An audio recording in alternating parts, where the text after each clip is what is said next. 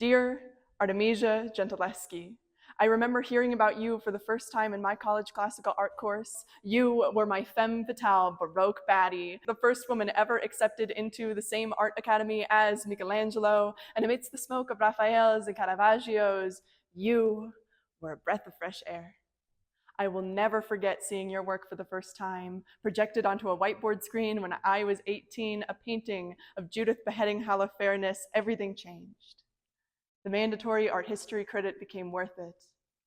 And before I can look away, I hear my college professor say it was inspired by your own rape. He implies that you only create because you had something taken from you. Dear Gentileschi, how does it feel to be known for the worst thing to ever happen to you?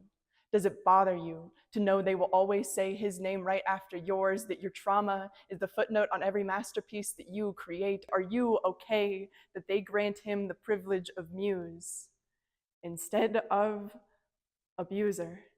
But dear Gentileschi, I hate to ask, but is it true? Do you only work so hard at your craft as a way of repairing the ruined things inside? Because broken artist to broken artist, I can't help but feel that same way sometimes, that I might only be a writer as a way of repairing what someone else has destroyed. And it scares me to think that the person who did the destruction could also get the credit.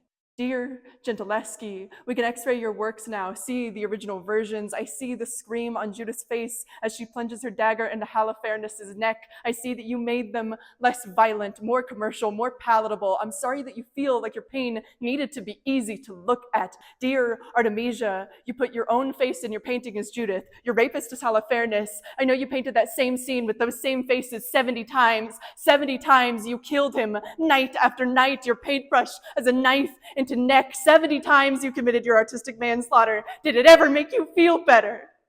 Dear Gentileschi, you put your maidservant in the painting too, the one who was in your house when it happened, the one who ignored your cries for help. But in the painting, she is assisting, her knee on the torso of the man as Judith decapitates him. I see you paint the solidarity that life never gave you, and I can't help but feel like that every time I am on stage, crying out for help, hoping to not be ignored this time. Did it ever make you feel better? How many more poems will I write before my pen stops feeling like a murder weapon? How long will I stare at Judith's face before I stop seeing my own?